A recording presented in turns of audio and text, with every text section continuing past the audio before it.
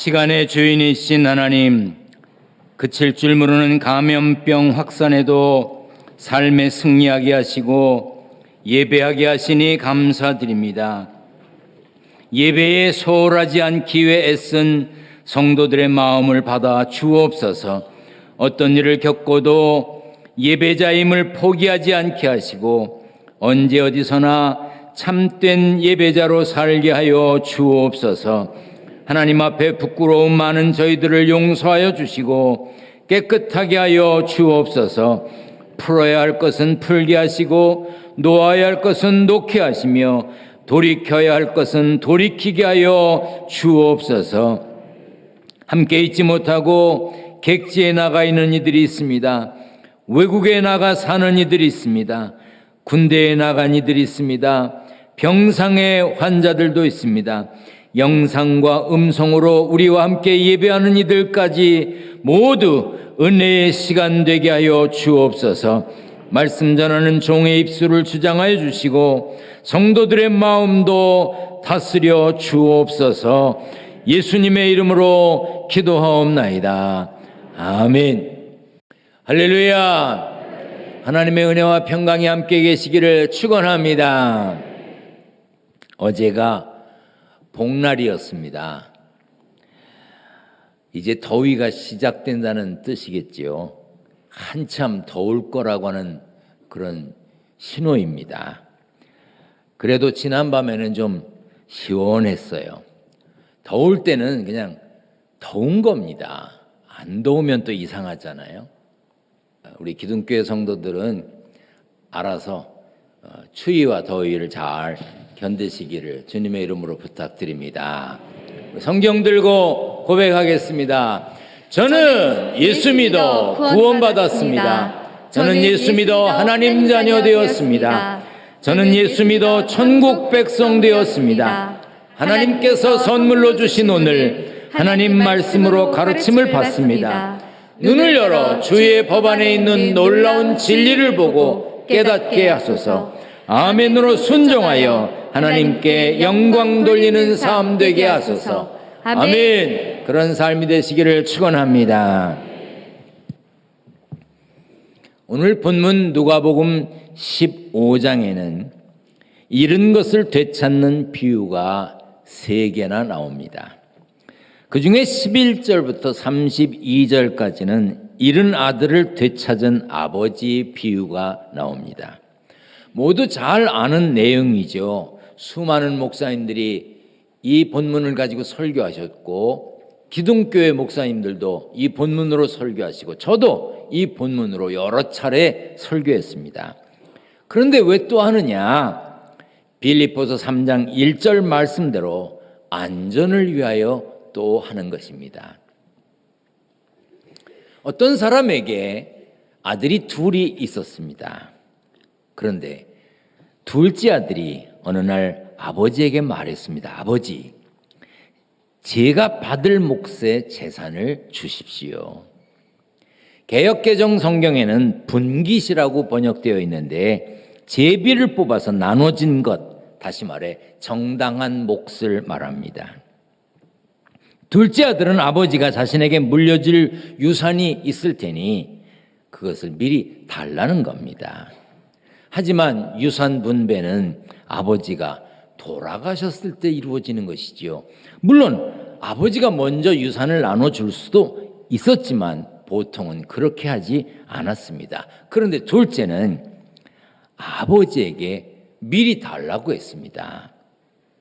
이것은 살아계신 아버지를 어떻게 생각한 건지 모르겠습니다. 이건 굉장한 무례입니다. 만약 여러분들의 자식이 여러분들이 비타민을 먹고 있을 때 속으로 우리 아버지 저런 거 먹으면 안 되는데 저런 거 먹으면 오래 살는데 비타민 뭐하러 드시지? 만약 그런다면 이게 얼마나 서글픈 일이겠어요. 아침에 일어나 공원에 나가서 막 체조를 하고 운동을 하는데 아들이 쳐다보면서 꼭 저렇게 해서 오래 살아야 되나? 저렇게 하면 오래 살 텐데 그런 자식이 있다면 이게 얼마나 비참해요. 하물며 멀쩡하게 아버지가 살아계신데 유산을 달라는 거예요.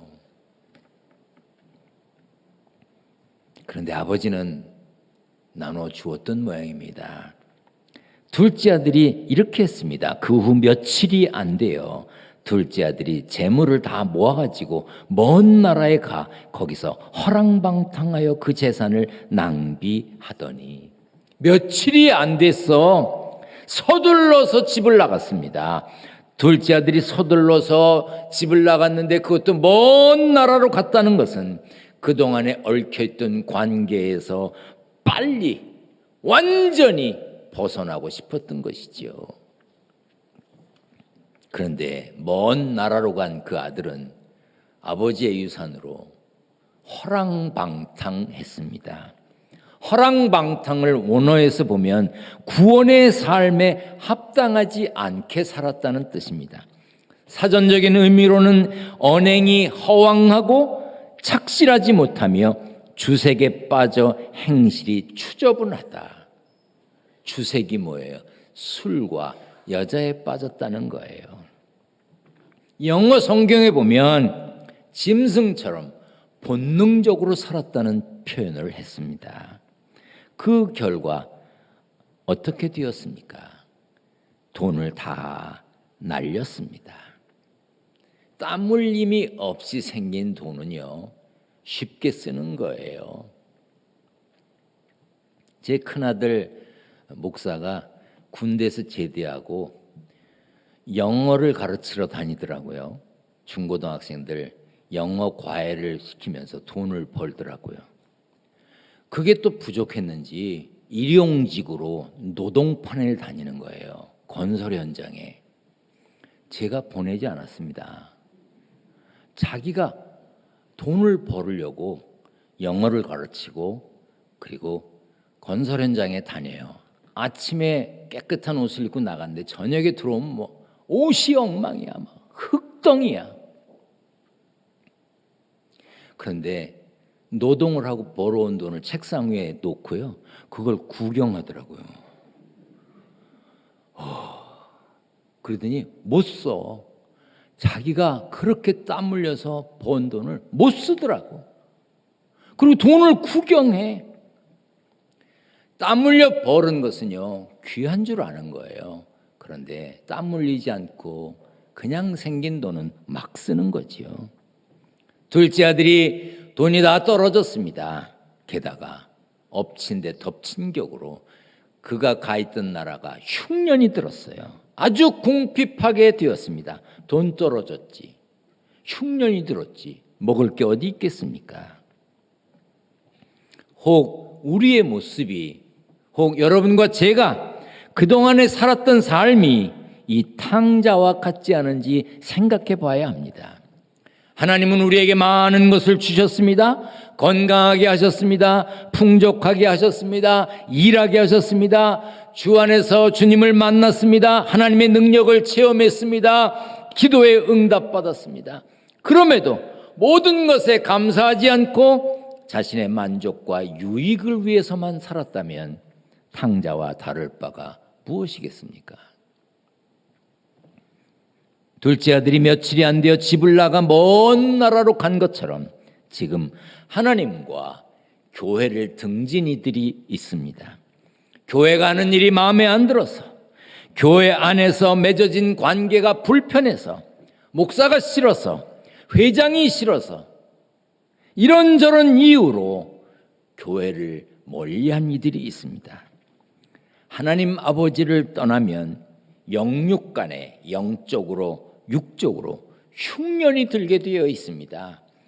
궁핍하게 됩니다. 영적 흉년이 제일 심각한 것입니다. 아버지 하나님을 떠나면 어떻게 되는지를 가르쳐 주는 것이 오늘 본문입니다. 아버지를 떠나 먼 나라로 간 둘째 아들 모습을 보겠습니다. 우리 한번 같이 읽겠습니다. 시작. 그는 그 마을에 사는 한 사람에게 가서 더부살이를 하였다. 집주인은 그를 들판으로 보내 돼지를 치게 하였다. 그는 돼지가 먹는 쥐엄나무 열매를 먹어 배를 채우고 싶은 마음이 간절했다. 그러나 주는 사람이 없었다. 돈 떨어진 둘째 아들은 결국 돼지 치는 일을 했습니다. 성경에서 돼지는 매우 불결한 짐승으로 표현되어 있습니다. 그래서인지 그 당시 돼지를 치는 직업은 유대인이 매우 불명예스럽게 여겼습니다. 물론 옛날 이야기입니다. 유대인들 이야기예요. 요즘에야 누가 그렇게 생각합니까? 양돈업 괜찮습니다. 요즘은 아니죠. 그러나 그 옛날에 돼지 치는 것을 부끄럽게 여겼던 그 시절에 돼지 치는 것만으로도 힘들었을 텐데 이 돈 떨어진 둘째 아들은 먹을 게 없었어. 돼지들이 먹는 쥐엄 열매라도 먹고 배를 채우고 싶었는데 그것조차 주는 사람이 없었습니다. 자신의 욕망을 채우려고 하나님을 멀리하면 결국 그런 무서운 상황에 빠지게 되는 것입니다. 여러분들은 무엇을 무서워하십니까? 사람마다 다 무서워하는 게 다르지요. 여러분은 무엇을 무서워하세요? 아주 오래전에 제가 조그마한 책에서 시 하나를 읽었습니다. 송현이라는 분이 쓴 것인데 쥐약 먹고 죽어가는 쥐가 유언을 한 거예요. 자, 이제 비록 쥐의 유언이지만 그래도 유언인데 신경 써서 한번 들어보시기 바랍니다. 제목, 어느 쥐의 유언.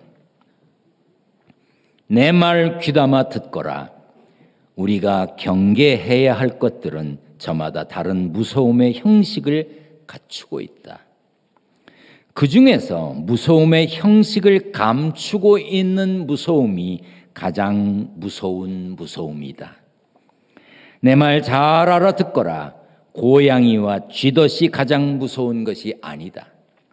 고양이는 언제나 고양이로 있고 쥐덫은 언제나 쥐덫으로 있으니 내 나이가 되면 고양이쯤이야 차라리 같이 늙어가는 이웃일 수도 있고 쥐덫쯤이야 내 슬기에 시험대 정도로 그친다.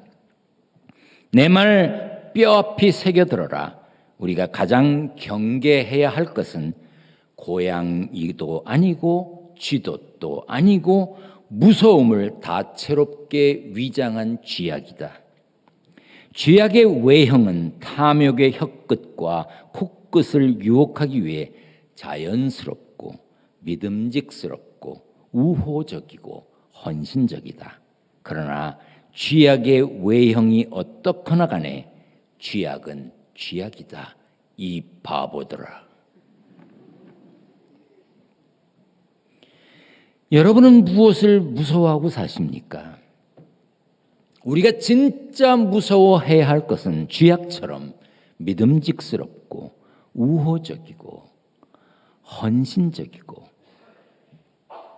보암직하고 먹음직하고 지혜롭게 할 만큼 탐스러웠던 선악과처럼 그런 것들이 무서운 겁니다. 죄의 가장 큰 특징은 분리입니다. 죄는 결국 하나님과 멀어지게 하지요. 오늘 본문에 나오는 둘째 아들의 문제는 아버지와 멀어지려고 했다는 겁니다. 정말 무서워했어야 할 관계의 단절을 너무도 쉽게 생각한 겁니다. 우리는 하나님 아버지와의 관계 유지가 얼마나 중요한가를 기억하고 살아야 합니다. 잊지 말아야 할 것은 하나님과의 분리가 가장 큰 무서움입니다. 그런데 둘째 아들처럼 그 분리를 원하고 그 분리를 편안하게 생각하면 그것이 심각한 문제인 것이죠. 둘째 아들은 자신의 삶을 기억하고 다시 돌아보고 아버지께로 돌아가기로 했습니다. 자, 같이 한번 읽어볼까요? 시작. 그제서야 그는 제정신이 들어서 이렇게 말하였다. 내 아버지의 그 많은 품꾼들에게는 먹을 것이 남아도는데 나는 여기서 굶어 죽는구나. 내가 일어나 아버지에게 돌아가서 이렇게 말씀드려야 하겠다. 아버지, 내가 하늘과 아버지 앞에 죄를 지었습니다.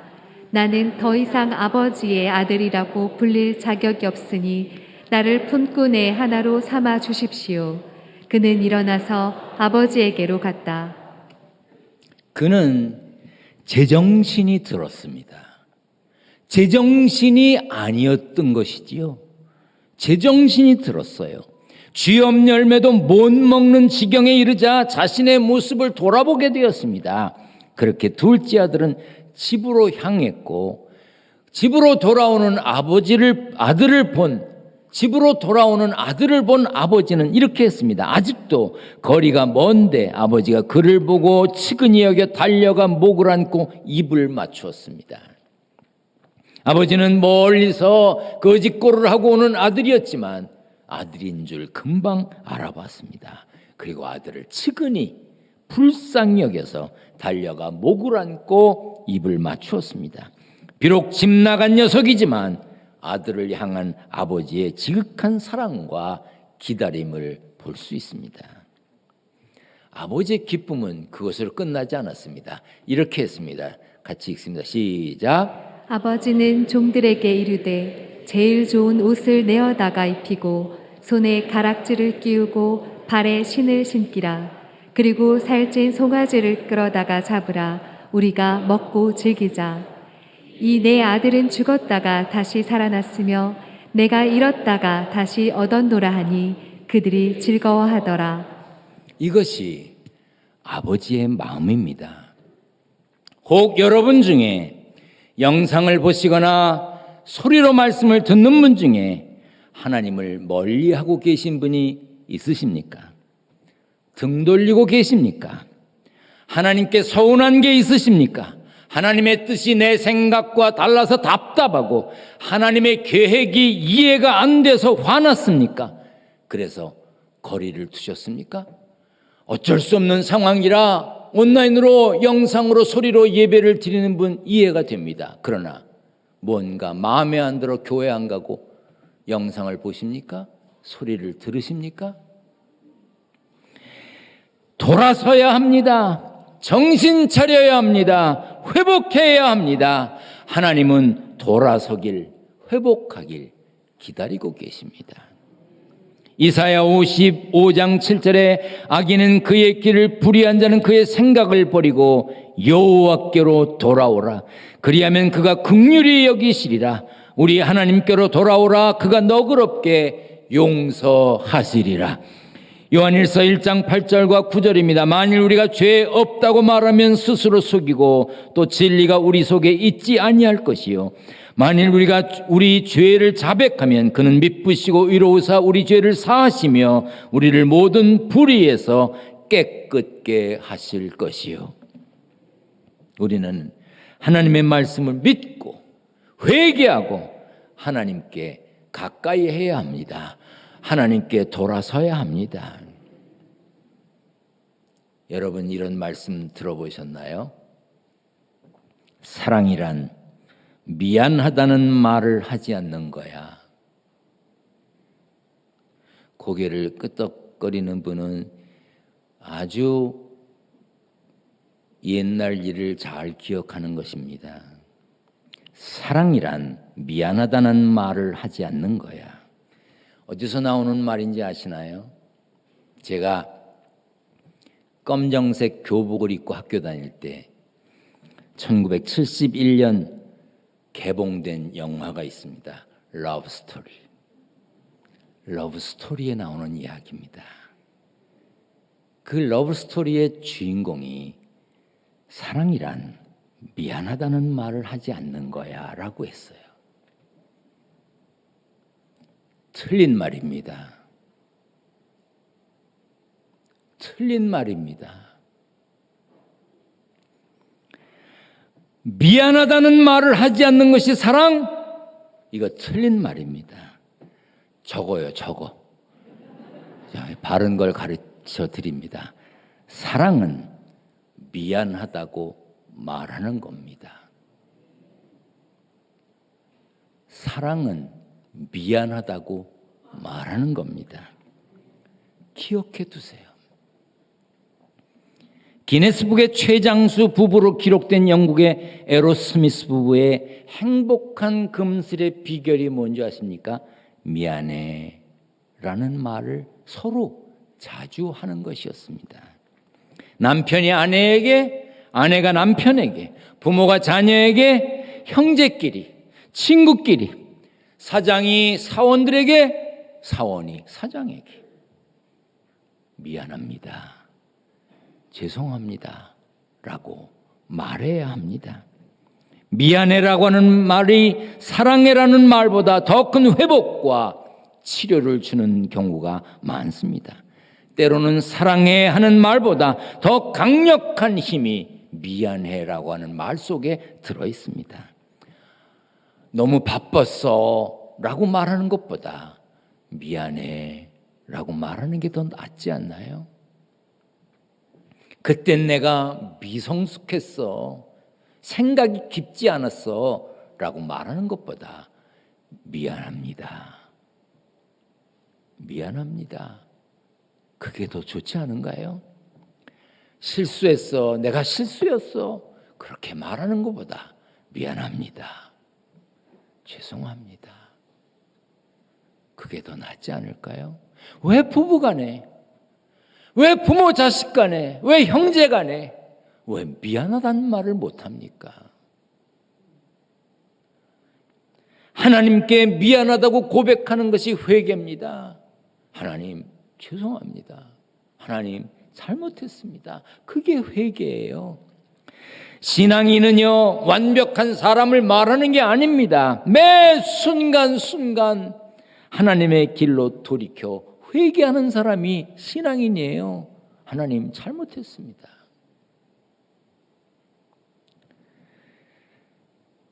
사실 오늘 본문에 나오는 둘째 아들만의 문제가 아닙니다. 첫째 아들도 마찬가지였습니다. 첫째 아들이 밭에서 일하다가 집에 와 보니까 집에서 막 음악 소리가 나고 춤추는 소리가 났습니다.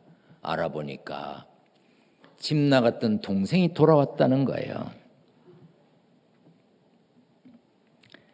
큰아들이 어떻게 반응했습니까? 같이 읽겠습니다. 시작.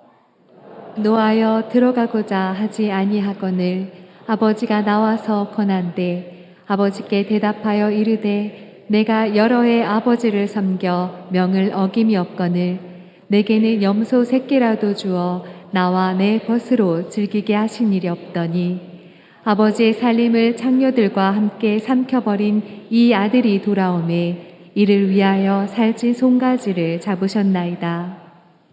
큰아들의 마음에 분노가 가득했습니다. 아버지, 뭐 하시는 겁니까? 아버지 돈 가지고 나가서 다 탕진해버리고 돌아온 아들을 위해서 소를 잡아요? 풍악을 울려요? 저는요, 저 아버지하고 같이 있었는데요, 저를 위해서는 뭘 해주셨습니까? 큰아들은 늘 아버지 곁에 있었지만 그 마음이 아버지와 함께 있지 못했습니다. 아버지를 이해하지 못했고 기쁨을 함께 나누지 못했습니다. 사실 교회는요, 둘째 아들 같은 신자는 그리 많지 않습니다. 첫째 아들 같은 신자가 더 많습니다. 늘 예배에 참석하고 기도하고 찬양대하고 헌금도 하고 봉사도 하고 교회 일에 솔선수범하는 크리스찬들이 많지요. 그러나 그 마음에 기쁨과 감사와 즐거움이 없다면, 그 마음이 하나님과 같이 있지 못하다면 첫째 아들과 다를 바가 뭡니까?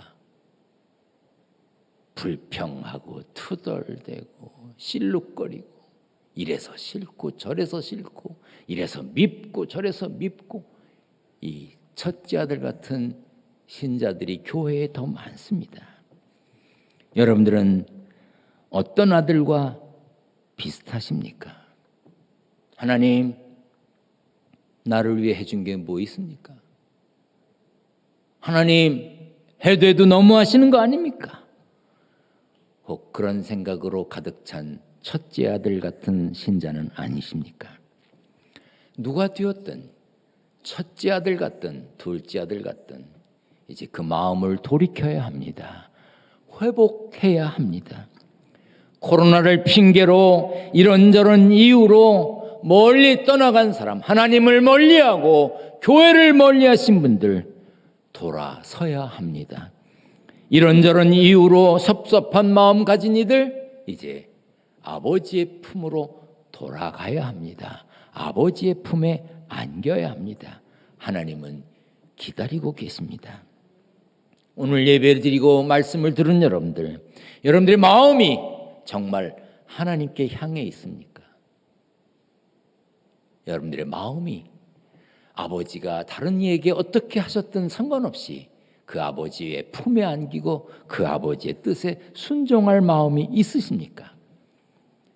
여러분이나 저나 모두 하나님의 품을 그리워하고 하나님의 말씀에 순종하는 참된 하나님 아버지의 자녀로 세상 삶에 승리하는 믿음의 주인공이 되시기를 축원합니다. 축원합니다. 전능하신 하나님, 마음의 기쁨과 감사와 즐거움 없이 불평하고 원망하고 투덜거렸던 나는 아닌지 스스로를 돌아보게 하여 주옵소서. 우리 모두 하나님께로 향하는 회복하는 복된 삶의 주인공들이 되게 하여 주옵소서. 세상에 살면서 땀 흘려 일하여 얻은 소득을 구별하여 하나님께 드립니다. 저들의 정성을 받아 주옵소서. 11조 감사헌금, 건축헌금, 선교헌금, 일천번제물 여러 가지 제목으로 드리는 봉투마다 적힌 이름마다 적힌 기도 제목마다 하나님께서 응답하시고 축복하여 주옵소서. 예수님의 이름으로 기도하옵나이다. 아멘.